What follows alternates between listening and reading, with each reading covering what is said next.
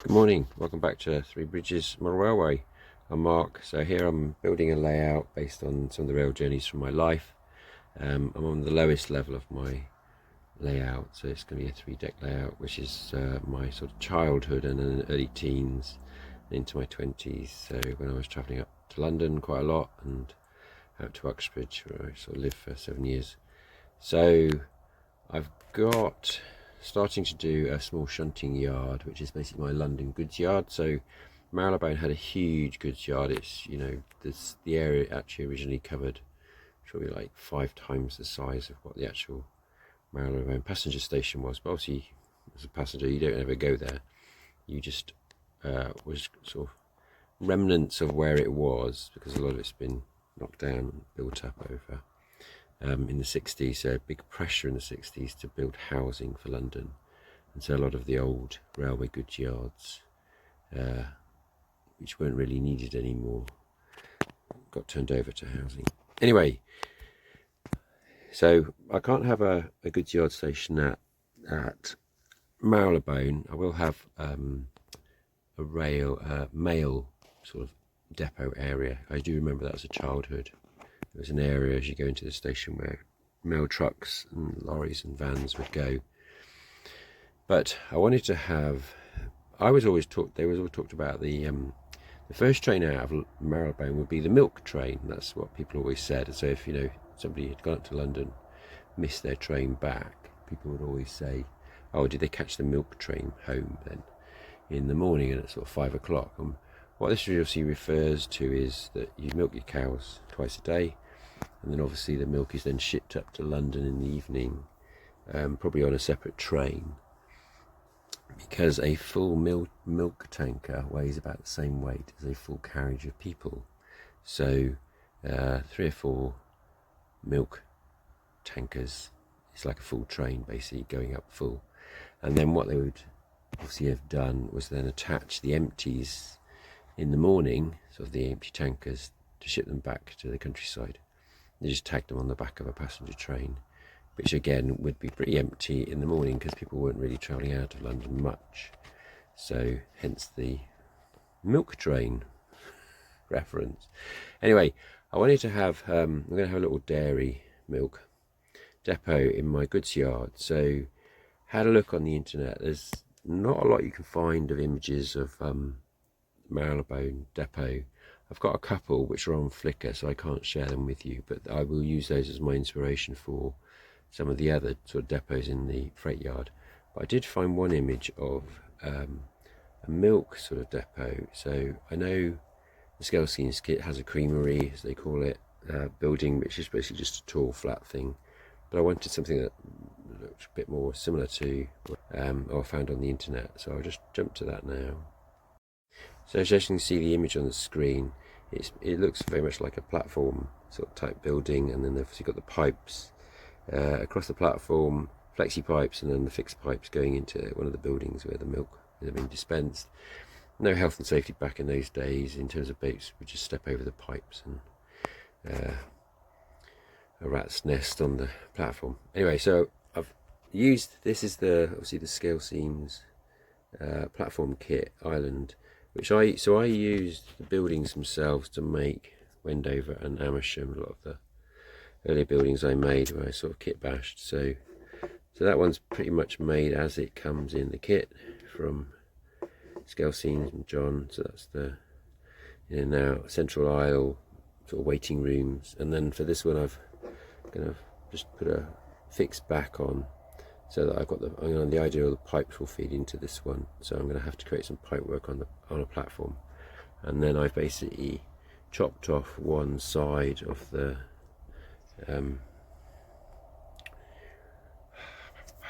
overhang from this side, so that this basically is the edge of my board, and this will be the track side. So I'll put a small platform and then have the pipe work going in. So that's the idea behind that one.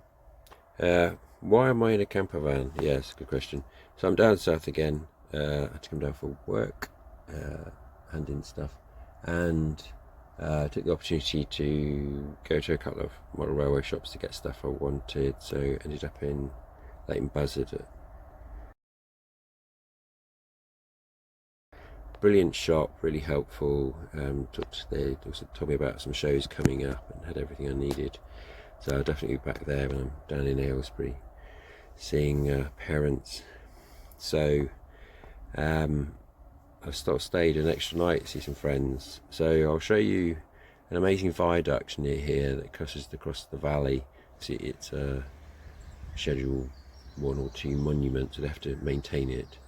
But it's an impressive feat of engineering from a different era. So the kit I'm currently while away the hours whilst I'm waiting to meet up with somebody. So this is the fire station kit from John Skelseen's. So I'm going to build the first one as the fire station because I can use it on the London layout. But I sort of mentioned in an earlier episode that you can pretty much kit bash these down to a whole host of different buildings, and this one's great because obviously the fire station, it's quite a large building. These are 2 sides. This will be the end part that will sit sort of like there over the doors. You can kit bash this out because it just basically looks like London factories and workshops and businesses, so I will be able to use this basic kit to make a lot of other structures for London in the future, so that'll be good. Right, and then when I get back I will carry on with the goods yard. So I stumbled across a layout in the States. I'll put the link up, and he had a different way of doing his manual switches in terms of just how the wires work under the board, and it was a really good idea. So I'm going to incorporate that because my goods yard board is quite thin, so it's only like 1.5 inches sort of deep, so I don't have the depth that I had with the other side where I've got the mechanical levers in a little frame. I haven't really got the space for that there, so I'm just going to go with slightly simplified switching for my turnouts. But because in fairness, as you're operating the goods yard, it's almost like a little area in itself that needs a lot of manual operation, so having different turnout controls opposite where the turnouts are will make logical sense. Hopefully that'll all make sense at the end of this video when I've got the sort of the prototype working.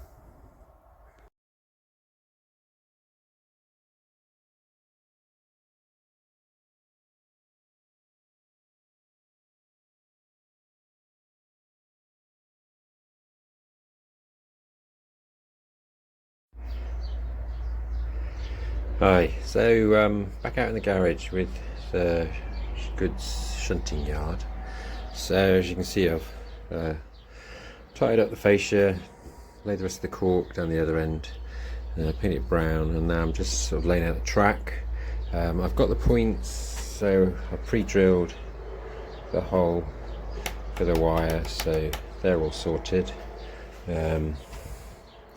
Although, having said that, somehow I forgot to drill that one, so I can take the point off and drill it now. I'm just trying to remember how I was planning to run it in terms of, obviously this is DC, so that's the in track. So, and the idea is your goods train sort of parks here, leaves the trucks, and then it has the option to run around and either depart, or it can come back and pick up a newly assembled train that's been put on this track here. And then I would have a little shunter here, so I realise I probably need to isolate this one so you can have a train parked up but it's not affected by everything else. So, and I've realised I just put some Hornby track in there. Don't know how I managed that. Anyway, I'll take that out, as that's must be 30 years old. Right, 30 years old. No, it's 45 years old. It definitely needs to come out. So I'll put some pico tracking with a isolator there. Obviously, if the power's down at this end, then Everything at the moment can run. The only bit is this bit here, so I need to have some separate power to here. So again, I'm going to put some isolators in because it does mean I can just leave an engine on here as well. Everything else, the points all sorted out. Yeah, so that's where I'm at. So the plan is to do those little bits, and then I'll start working on the mechanical points, and trying to work out where I want to have uncouplers and how I'm gonna do that. So I can't remember the name of the channel at the moment, but I will put it up when I find it. So he had some mechanical uncouplers that look quite simple to do, which basically works off a little lever here. So yeah, so that's where I'm at, and then I will, because it's basically one goods yard, I'm going to just ballast everything that's not got a bit of platform or structure on it, and then I want to have it very sort of old, tired, almost like at the end of its life. So the buildings are going to be quite battered and old, and a lot of weeds and not a lot really going on. It's almost like it's becoming the end of more traditional goods yard, and I'm going over to rail freight. So again, I also might have some rail freight trains. I know I have got a couple of wagons from the old. It's really odd, really. I hadn't really thought about the rail freight sort of livery that you had back in the 70s, so well 60s as well.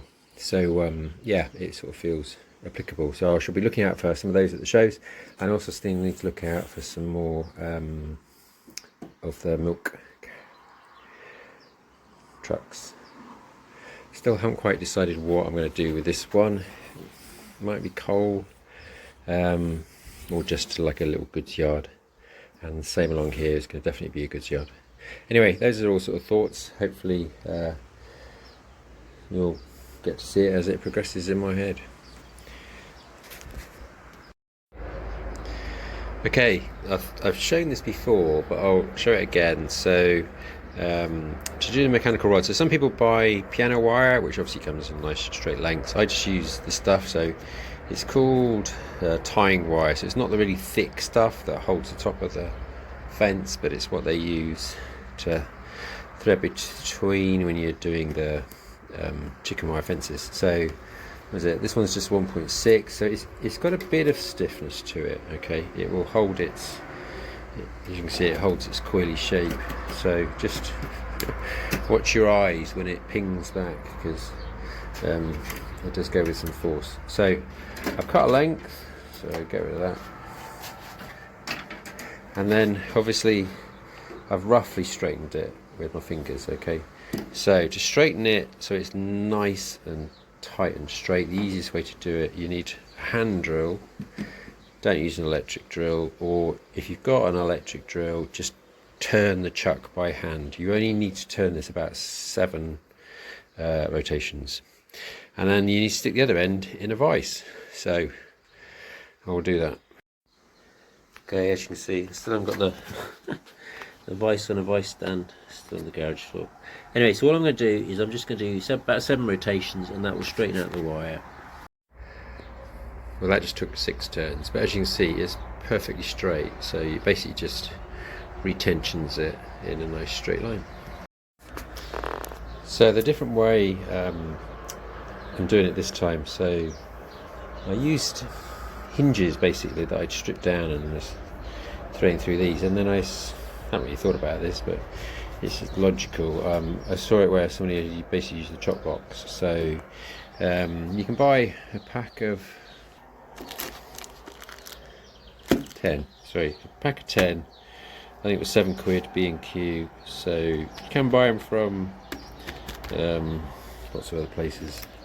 These are about the cheapest I've ever seen them. So I'll thread one up, and then it's just easier to show you how he does it. There's a couple of little tips, I think, in terms of how you use the chop box for the different functions. So for everything else now, I can just tip the board on its side. So I'm going to work on the underneath. Useful tip, clamp it to something, just to because this will fall over on its own. It'll just give you peace of mind. So normally when you're using the chop blocks, I struggle with a screw to go between them because I don't want to actually bridge electrically, but obviously with this I don't need to worry about it, so I can just use whatever screws are lying around. So, okay, I think we can get the idea. So basically just moves backwards and forwards, and then you basically fix how much you move it by using this, so that actually stops against this one. So you need it's about 5mm movement. Anyway, to do the rod that's going to go through 90 degrees, and I could have made it all in one piece actually, thinking about it, just fed it through. So other people will use a different thickness wire for the bit that goes to the point. I just tend to chop off a bit and file the end down because it just takes a couple of minutes till you get it. So it just, because you only need that very last tip to do it. So what I would recommend doing is don't bend it yet, file it till you're happy, because that just needs to sit through. There's none of this like passing it through and having it longer and chopping it off. You don't need to worry about that. And then I will work out where I want the bend to be so that it neatly fits in. And what I've ended up just using another one. I'm just going to clamp it in the other side of that. So it's fed through the hole. Okay, because you've got the board on this side, it's really easy to see through and see where the hole is. So if as you see there, there's the hole in the middle of the point. So I can just, it's as simple as that. And then I use a marker pen just to mark where I want the right angle bend to be. Okay, so it always takes a little bit of fettling. It's always the angle of this, so it's got to be really right on the 90 degrees if your hole is sort of dead center either side of the slot. Hi, so back. So done all my chores for the morning, so I've got a couple of hours to work on this before other stuff happens. So I've got all the levers in. That one's, so it doesn't sound the most, but most of them are nice. Click. I think it's probably the tightness of the point nailed down, so I might just loosen them up a little bit. I've not really thought about it, but so out is straight for all of them, apart from this one, where out is in is straight and out is curved. So I'm going to probably colour this one up just slightly differently. As with all the others, I'll know out is straight. I'll get to remember that. But this one I know will just keep throwing me. Maybe that's why it's called a throw. Right. I was going to do the uncouplers, and then I had looked at Dib's yard and Dibley and how he does his, and I could see a way of sort of, he's built for a exhibition layout, so a bit more robust. I don't need to make it that, but I can adapt. But I then realised I didn't actually know where I wanted to have them.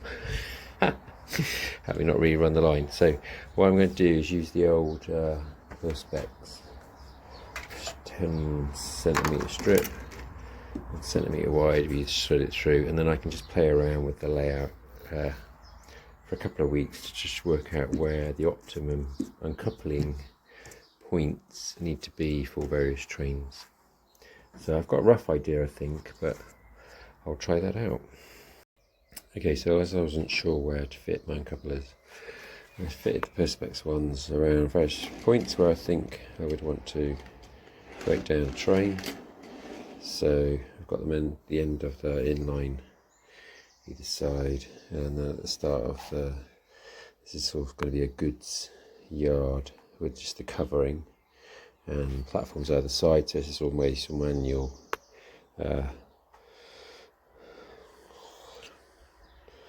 unpacking of the carriages and the small sort of goods wagons I've got, and it will just have a covered area over the top of it, very simple platform. So that reminds me of a picture I saw of the Marabone goods yard, or one of the areas of it. Over here, where I'm sort of going to be building up the trains, may have more of a warehouse structure behind, and then there's going to be a road in here, some sort of entrance, so it screens further down the layout and my control panel. So we're building up a bit of a wall around here. I don't want to have the wall all the way around because I need the view through to Harrow on the Hill at the back. So, and then at this end I have got what was going to be sort of the creamery area. So this is the island platform, sort of kitbash down. When I came to look at it, it still looks too much like a island platform in this arrangement. So thinking about 1950, so I grew up on RAF bases. They're nothing's designed for aesthetic beauty on an RAF base, maybe apart from the barracks, which would curve round, but if you went onto the sort of airfields, it was just buildings randomly dotted and you would zigzag your way through. So I'm thinking of just having this one sort of here at the end, and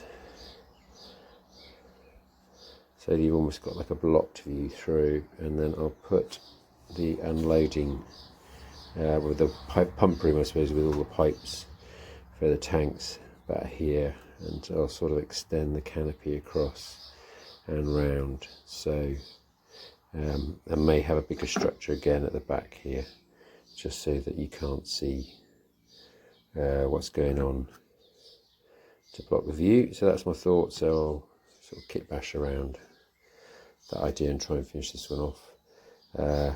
So I'll start making up the platform structures first. As you can see, I've started doing a bit of in between ballast for the yard. Still need to dirty it up and the various other bits, but yeah, I'm sort of, I think at the moment I'm quite pleased with the way it's starting to look, and the layout, and I've got a clear idea now with all the buildings that I want to do and how to sort of, I suppose, do the backdrops for where the board ends, so that you're not interrupting the view, I suppose, over to other parts of the layout where I want to, and then having it clear through where I don't. Right, I think I'll call that one for this week. I think, as always, if you liked, thank you very much. If you're new and subscribed, welcome to the channel, and probably catch you later next week. Bye for now, happy modelling.